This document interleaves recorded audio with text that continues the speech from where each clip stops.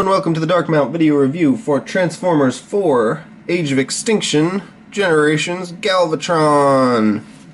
No, Galvatron is an Argosy, I think it's a Freightliner truck, which is cool.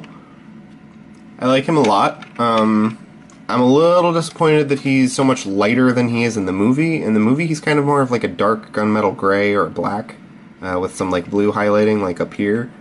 He's not this kind of like turquoisey silvery color.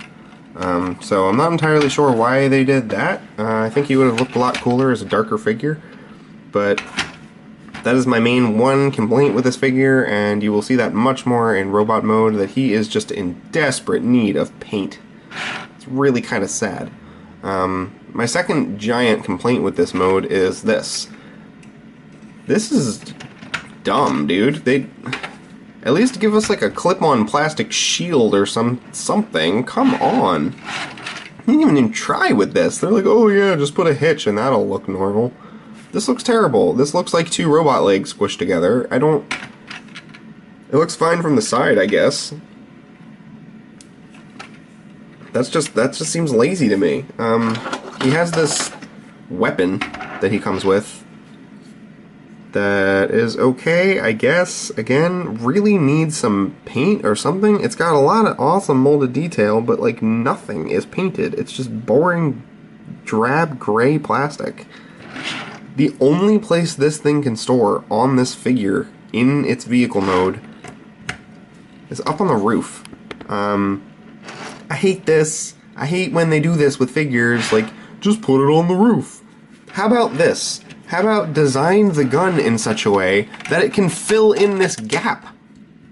Make it smaller and make it peg in here somehow so it doesn't look like two giant robot legs, and then we won't have a gun hanging off the roof of the car. Come on, guys. It's really irritating. You can't use the hitch for it. Can't do anything at all with it, so I usually take these two little things and just kind of sit it in there. And you know, at least that fills in the gap a little bit. At least I tried. So for a size comparison, here he is with crosshairs. And again, I don't know what scale we're going for in this line. There's a leader class truck prime who is huge. And then there is the smaller evasion truck, which is about the size of this guy. And they're both about the size of cars, so I think... Have we finally just realized that scale is not worth thinking about, Hasbro? Is this where we are, that we're not even going to try anymore? Not even for vehicle mode size comparisons? For proper vehicle scale in a movie that relies on realistic vehicle designs? Come on, try a little bit harder. That's not terrible. It's just not right.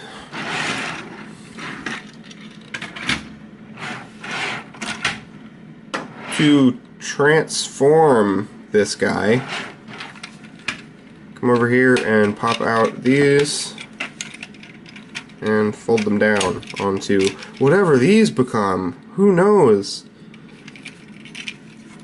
Then come down here, and this whole zigzaggy portion right here is attached to the side. You want to pull from in here, because if you pull from here, the entire plastic wheel is going to pop off. So, do like that, fold back, split these legs. They're legs! Surprise! And then you just kind of fold them down, because you need to take this entire cab and pull it up like that, because it's a giant shell. Yep.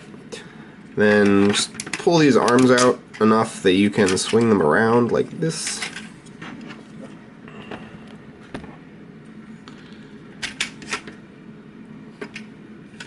And then pop the head up. That will spin around until it clicks. Come in here, pull the heels out, pull them out until they click.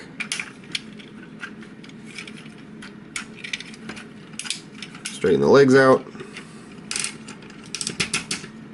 Straighten the arms out. And you're done. No, I'm kidding.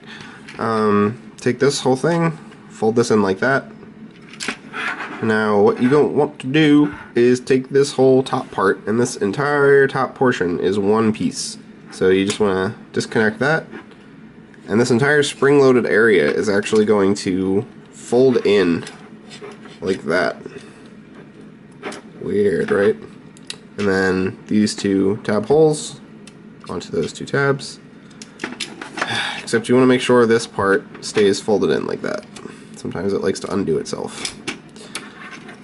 And then this little notch here is going to get matched up with this little notch. And that's going to hold all the backpack in place.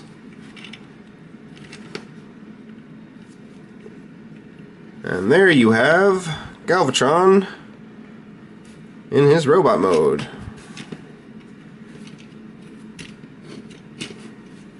Who's not actually unstable, so I don't know what the problem is there.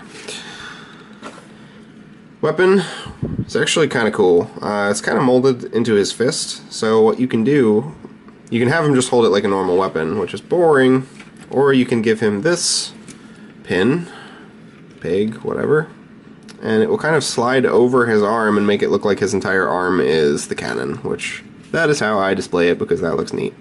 I'm going to be perfectly honest. A lot of people hate this. I kind of like it.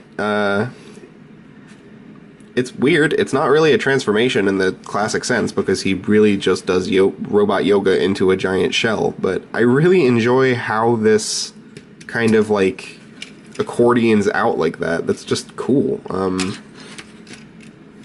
Maybe that's just me, but I think that's kind of interesting. It's also an interesting way to deal with the fact that Galvatron's robot mode design does not make sense for a transformer. This doesn't look like it can transform into anything at all. There's just nothing there that's even slightly reminiscent of transformation. So, who knows how that's going to work in the movie. Probably lots of cheating. Obviously, the one big complaint I'm going to make about this guy is that he's barely painted. He's got blue paint and gold paint right there.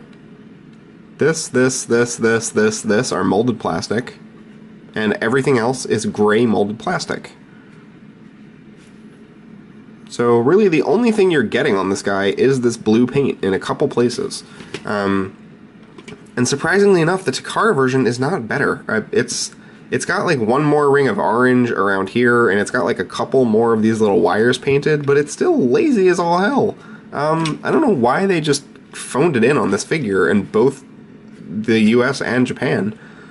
I've seen some customs of this figure that look amazing, like amazingly good, but I have not seen a single official release from either Hasbro or Takara of this figure that doesn't look like they forgot to paint it. So, I don't know, man. I know there's a lot of gray plastic on here, and it would be a lot of paint for them, but like, suck it up, guys. You designed the thing, so don't design them to be entirely silver if you can't do that. Like, come on.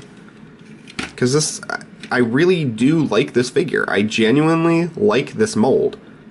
And I really dislike how bland it looks because it has no paint. And even his face is basically unpainted. You have eyes, which genuinely, like, those are really good eyes. They're very well detailed, interesting looking eyes. And then you have this blue up here. And then every other detail on the face is completely lost because he has no paint. And you can see there is a disgusting amount of molded detail and panel lining and tech detailing all over this guy.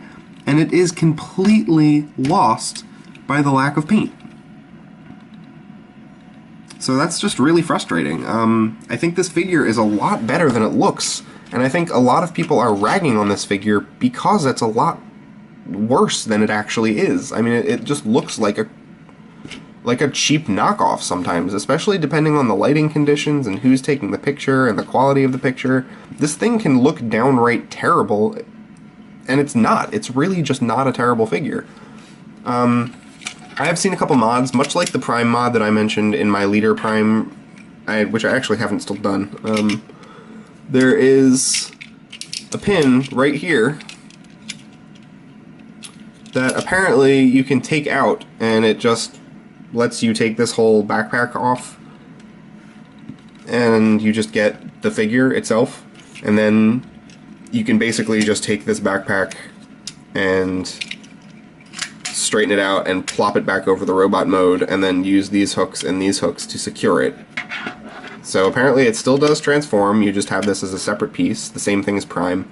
I have not done it yet because generally, I don't know, I'm not a huge parts forming dude, and that's like parts forming times a billion. That's like literally taking part of the transformation off and making it a separate piece.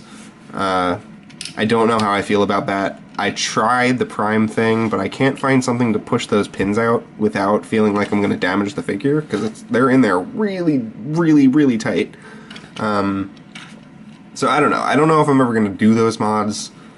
To be perfectly honest, especially with this figure, if you do the mod, you're going to end up with a giant gaping hole on the back, and his whole torso is going to be hollow, and since he has a hole in his chest, which is weird since you can't really see it, I'm not entirely positive why they did that in the first place, but he actually has a hole in his chest. Like, this is completely a see-through hole. I don't know why that exists. I really don't. I don't know if that's supposed to be some kind of canon in the movie or what, but that's weird.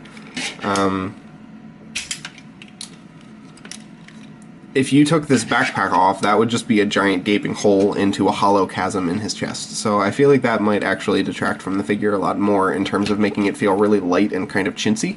So I think I'm just going to keep this figure as is. As it stands, the only thing you can really see in robot mode is this little bit up here and these little tiny bits filling in that. So that's really not that big of a deal to me. Whatever. I mean, it's a toy. They're not going to ever replicate the movie designs perfectly. I just... Again, my huge complaint with this guy is all paint related, not the mold. I think the mold is fine. The paint is just seriously in need of some TLC. Here is Galvatron next to Evasion Mode Prime. Let's see how they stack up together. And here he is next to Grimlock. 'Cause reasons.